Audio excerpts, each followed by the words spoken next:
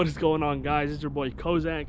Welcome back to another video. Yo, it's been a while. It's Halloween and we're here, you know, the PP1 Mustang, and I just want to talk about my ownership of this Mustang within the last year and like the things I change about it and the things I may not like and stuff like that. But before we get in the video, make sure to follow my other socials. Actually, I have to change this. It's a Z now, not a 3.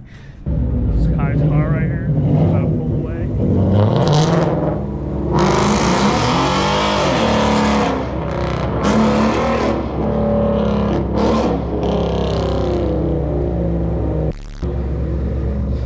So loud, bro.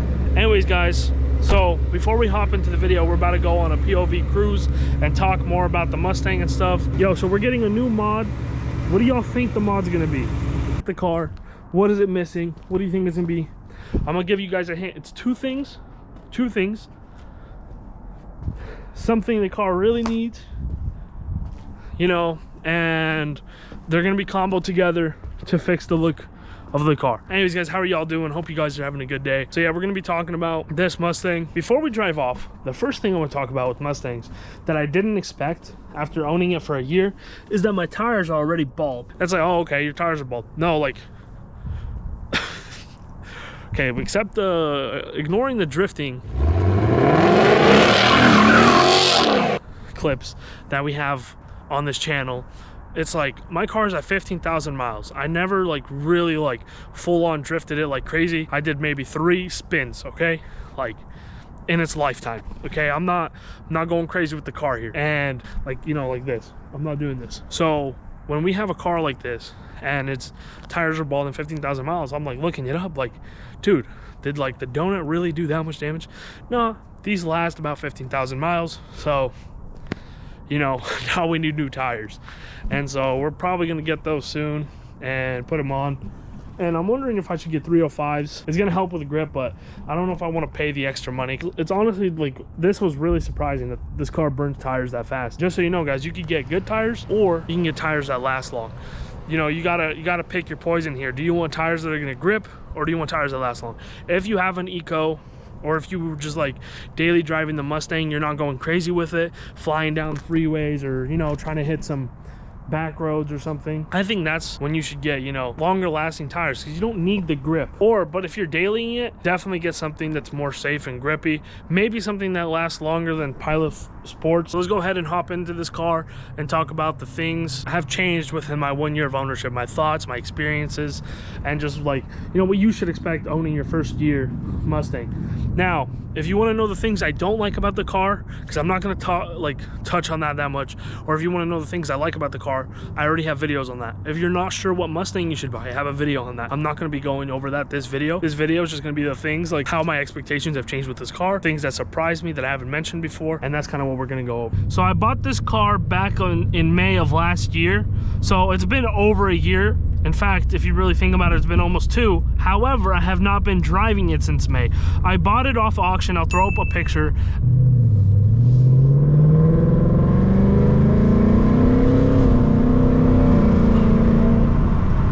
Dude, I wish y'all could hear how loud this car is, man. So anyway, guys, I bought this car off auction and I got it for $20,000. It took me a few months to fix. I was driving it by probably late September, early October, and it's the end of October now, so it's been around, you know, a year and a month since I started driving this car. There's a lot of things I feel like that I've learned about this car. There's a lot of things I feel like I didn't expect with this car, and there's things that I expected, but it still fucking hit me in the ass.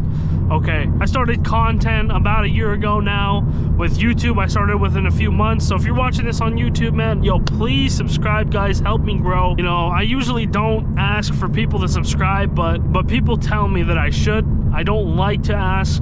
You know, if you want to subscribe, you should subscribe. But, you know, like they say that it honestly promotes it. Like it helps a lot, and that's why like people ask, is because it actually helps them get subs. In fact, guys, make sure to subscribe. We're on a race, okay? We have a friend named KD React. His channel is on the way to hitting 500 subs. We gotta hit it before him, okay? Like, let's go ahead and start this challenge, guys, because, like, yo, we gotta hit it 500 before him. Like, let's show him what that Mustang community do. You know, he hates on Mustangs. He's always in my comments. You'll see him telling me I should have got a Hellcat, and I'm always telling him hell nah. Okay, so guys, he's trying to beat me to 500. He's ahead right now. He's at 300. I started later than him, so we got to beat him, right? Like, it's the right thing to do, guys. So make sure to go ahead and throw a subscribe my way. Let's go ahead and get to that 500 mark. So I already talked about tires. The other thing that's gonna kick your ass is gonna be gas. Now, it's like, gas is just, you know, it's expensive in my area, and I mean, this isn't a gas car, you know, like, it's not a gas efficient car. Don't buy a Mustang if you're not expecting some gas problems, okay? But you know what they say, guys, it's not about the miles per gallon, it's about the smiles per gallon. So guys, I've had this car for a year. I've about doubled the mileage on this car. I'm about to hit 16,000. I had it since like 8. Have I had to do any repairs? Have I had any issues within a year? Like what's going on? I've done maintenance on my oil, and I think that's about it. Like, I haven't had to change anything, except now I have to get new tires. Like I said, this thing eats fucking tires, whether you do donuts or not. Honestly, that's about it. I haven't had any issues. Now, after doing the, you know, the oil, I got the coyote tick really bad. It's not as bad since it first like happened, but bro, the first time I heard it, oh my god, like, I already thought I had the coyote tick because there's always a tick, but like, this one was just like crazy. I'm like, yo, is this normal? I watched some videos and like, yeah, that's like, dude, people's coyote ticks are all different. Like, there's people that have like it really bad, there's people that don't have it like at all, and it just like, it kind of just, it's a luck of the draw. So guys, I do daily this car.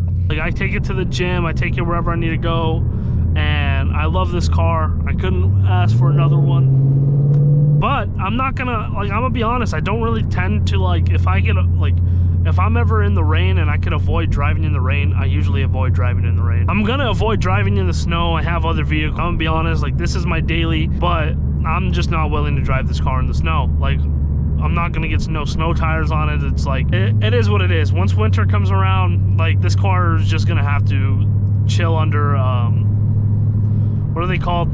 The car sheets, car blankets, undercover car, a car cover. Bro, undercover car is crazy. Honestly, guys, the main thing I have to say about this car is just like, especially in my area, like, there's a lot of ecos here and stuff.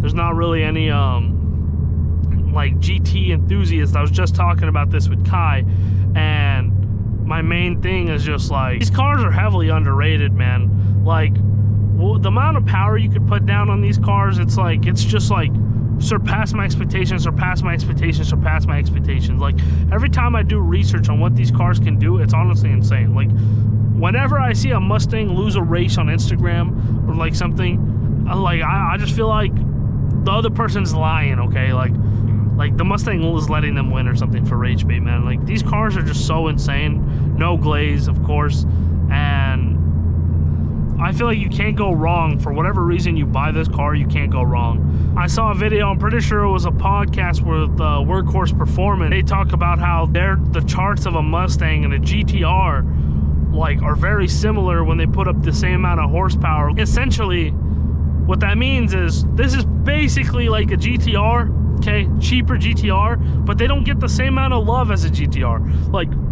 if you get a Mustang and you build it up $30,000, you could definitely make it better than a GTR, but it's never gonna get that love. Like, and that's why I feel like it's such an underrated car, is because it never gets the love that it really deserves. If this car is able to put down more, like, you know, just more power. Like, also, guys, this is from my perspective, okay? I live in the Pacific Northwest. We have a bunch of JDM and Euro people over here. There's not a lot of muscle.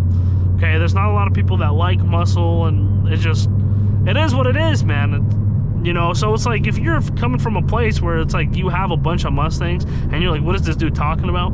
That's why, like, you guys probably have a lot more appreciation for a well-built Mustang. That's not a thing here. It's, honestly, guys, I'm gonna be honest, I haven't really modded this car within the year I've had it either that much. Like, I have front and rear camber plates, I have an SPL tension rod, I have obviously the front bumper, front fenders, front hood, and that's all because I had to rebuild the front. You know, it was kind of like, oh, like, it was an excuse to modify it because I had to do something with it anyway. So, you know, you might as well do what you're planning on doing eventually. It's starting to rain. I was hoping to get some photos and videos today, but might not be able to. And that guy was ripping. I have a lot of mods planned for my rear. I have a lot of mods planned for, like, you know, suspension things, wheels, stuff like that. Honestly, I don't want to say it, guys, but my experience with this car has been like sunshine and rainbows. You know what my main complaint about this car is during the oil change, it's so damn messy. Like, the car is so messy. It has a giant plug. It's like, it's a massive plug, and it just shoots the oil so far back. It's like impossible to not make a mess. And getting to the oil filter is a bit of a pain too, I'm not gonna lie. I feel like it could definitely be easier to access, but you know, what can you do? Ford engineering, guys. You know, engineers want to make things efficient so the cars are built quicker, but then it causes issues for people that work on the cars. I feel like the main thing to ask yourself when you get a car like this is like, what do you want it for? Like, you know, like, do you want like a daily? Do you want, you know, a show car, a race car, whatever you want? Because I feel like you could do anything with this car. Once I started doing my research, I really realized how many options this car gave me. Like, within, you know, my year of ownership, it's just like, dude, I've had so many ideas that I can do with this car. This car can be a drag car. This car can be a roll car. This car, you know, like, whether you make it a dig monster or a roll monster, it could be a track car. It could like attack back roads and tows. I have rear camber set up so I could attack the back roads, although my tires are bald right now, so I can't really do it anyway. And it's like, you have like so many different ways. Oh, drift build, dude, you can do drift builds with this car, and the cars look great, so you could be a show car. Like I said, dude, you could literally do anything in this car, and anything this car does, you could look at the top like areas of the sport that you like kind of want to get into, I guess is the best way to say it. And there's Mustangs competing in it. If you're doing like time attacks, there's Mustangs that have really good lap records.